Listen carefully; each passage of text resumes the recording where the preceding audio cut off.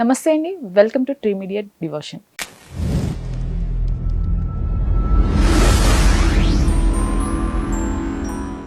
ఈరోజు మనతో ప్రముఖ వాస్తు జ్యోతిష్య నిపుణులు శ్రీ లలితాదేవి ఉపాసకులు నానాజీ పట్నాయక్ గారు ఉన్నారు.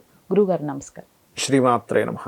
సార్, చాలామంది కూడా పూజ చేయాలి అని అనుకొని పూజలో కూర్చున్నా, లేదు అంటే పూజ చేద్దాం అనుకొని చాలామందికి ఏకాగ్రత కుదరదు, అవును, కాన్సన్ట్రేషన్ చేయలేకపోతూ ఉంటారు, దానిపైన మనసు పెట్టలేదు. ఎగ్జాక్ట్లీ.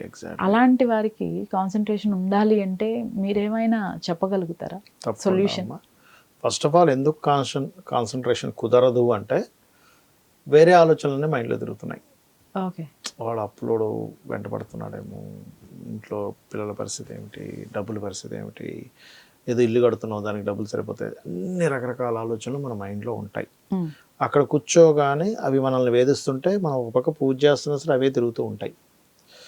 దానివల్ల ఫస్ట్ కాన్సన్ట్రేషన్ కుదరదు. కానీ ఆ పూజలో 10 నిమిషాలు అరగంట కూర్చునేటప్పుడు ఒకటి ఫస్ట్ డిసైడ్ అయ్యి ఫిక్స్ అవ్వి కూర్చోవాలి.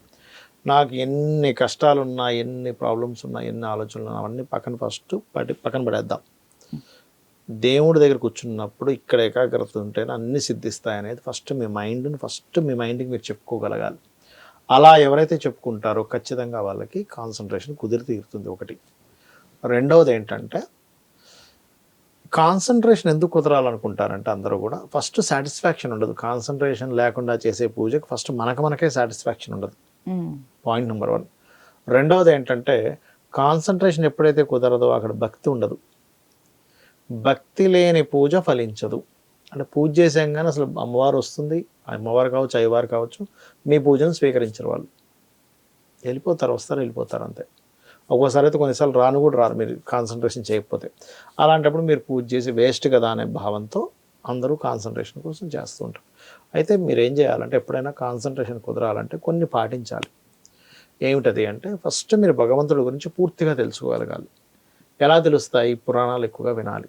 పురాణాలు, అమ్మవారి గురించి, అయ్యవారి గురించి తెలుసుకోగా మీ యొక్క మైండ్లో బలంగా బీజాలు నాటుకుంటాయి. భగవంతుడు ఎన్ని లీలలు చేశాడా, ఆ పలానా దీంట్లో ఇలా జరిగిందా, అలా జరిగిందా అని. ఇప్పుడు మీరు ఉన్నారమ్మా, చిన్న ఎగ్జాంపుల్.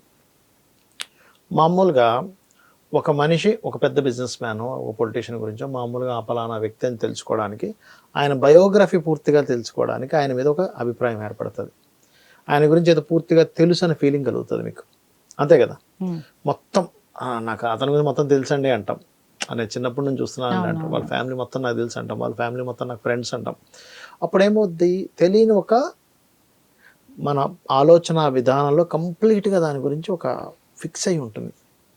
అప్పుడు మనం భగవంతుడి గురించి ఎప్పుడైతే ఇలా తెలుసుకుంటామో అది చాలా మట్టుకు మీకు కాన్సన్ట్రేషన్ కలిగేలా చేస్తుంది. అది తెలిసినా కూడా నేను కాన్సన్ట్రేషన్ చేయలేకపోతున్నాను అంటే, ఆ అరగంట మీరు పూజ చేస్తారు, అరగంట 20 నిమిషాలు 10 నిమిషాలు ఒకటే అనుకోవాలి. ఈ మైండ్లో ఈ క్షణం నేను ఏం ఆలోచించినా వేస్ట్ అని ఫిక్స్ అయ్యి ఒక ప్రాక్టీస్ చెప్తాను. అది కనుక చేస్తే ఖచ్చితంగా వీళ్ళ కాన్సన్ట్రేషన్ కుదురుతుంది. ఏదైనా ఒక మంత్రం తీసుకోండి. ఓం నమో నారాయణాయ, లేదా శ్రీమాత్రే నమః, లేదా నమః శివాయ. మీకు గణపతి అయితే గణపతిని, ఏ దేవతా స్వరూపాన్ని అయితే, దుర్గా ఇష్టం, ఓం దుర్గాయ నమః, ఓం దుమ్ దుర్గాయ నమః అనుకోండి. ఆ పటం ముందును పెట్టుకోండి. అమ్మవారి పటం పెట్టుకొని అమ్మవారి ఫేస్ ఉంటుంది, కళ్ళు ఉంటాయి. తదేకంగా అలాగే చూస్తూ మాల తిప్పుతూ ఉండండి. స్వామి అమ్మవారి నామం తలుచుకుంటూ తిప్పగానే మీకు తెలియకుండానే ఒక ఇట్లా ఒక ఆరాలా కనెక్ట్ అయిపోద్ది. ఒక సెకండ్ మీరు మొత్తం దానికి కనెక్ట్ అయిపోతారు.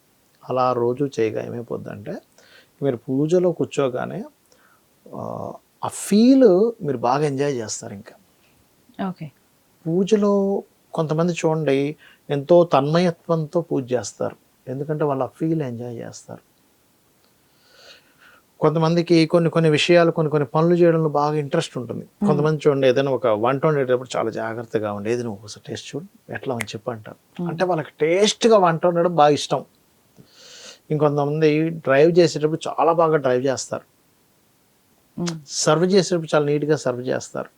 ఇల్లు అలంకరించుకునేటప్పుడు చాలా బాగా అలంకరించుకుంటారు. అన్ని నీట్గా కూర్చో, అన్ని కొత్తగా ఉంటాయి. 5 ఏళ్ళైనా అలాగే ఉంటాయి. ఎక్కడ చెక్కు చెదరదు. అంటే ఏమిటి, దాంట్లో ఆనందించడం మొదలుపెట్టాడు మనిషి. ఇల్లు నీట్గా పెట్టుకోవడం, డ్రెస్సింగ్ వేసుకోవడం, జ్యువెలరీ వేసుకోవడం, అన్నీ మ్యాచ్డ్. కొంతమంది నేను చూస్తుంటా 40 రకాల జతలు చెప్పులు, 40 రకాల బ్యాగులు, 40 రకాల డ్రెస్సులు సేమ్ ఉంటాయి. ఎవ్రీథింగ్, ఈ డ్రెస్ వేసుకుంటే ఈ చెప్పులు, ఈ బ్యాగు, ఈ కుర్తా, ఇది మొత్తం ఎవ్రీథింగ్ ఒక ప్యాక్ సేమ్ ఉంటుంది. ఓకే. దాంట్లో ఎంజాయ్ చేస్తున్నాడు. ఎట్లాగైతే ఒక్కొక్క దాంట్లో కొంతమంది డ్రింకింగ్లో ఎంజాయ్ చేస్తాడు, కొంతమంది గంజాయి తాగుతూ ఎంజాయ్ చేస్తాడు, కొంతమంది సిగరెట్ తాగుతూ ఎంజాయ్ చేస్తాడు. అంటే తన్మయత్వం చెందుతాడు. నేను అనేది ఏంటంటే అవి గొప్పవని కాదు నా ఉద్దేశం. గంజాయి తాగడాలు, సిగరెట్లు తాగడం గొప్పవని కాదు. అంటే ఆ తన్మయత్వంలోకి వెళ్ళిపోతాడు. చూసారా, భగవంతుడిని పూజించే దాంట్లో కూడా తన్మయత్వంలోకి వెళ్ళడం స్టార్ట్ అవుద్ది. అలా కళ్ళని చూస్తూ అలాగే భగవంతుని అలా చూస్తూ కళ్ళ వైపు అలా అలా అలా చూసి చూసి చూసి జపం చేస్తే అంటే మీరు కనెక్ట్ అవ్వడానికి ఒక వే అన్నమాట ఇది. అట్లా చేయండి, ఖచ్చితంగా మీ కాన్సన్ట్రేషన్ అనేటువంటిది కుదురుతుంది. ధన్యవాదాలు. శ్రీమాత్రే నమః.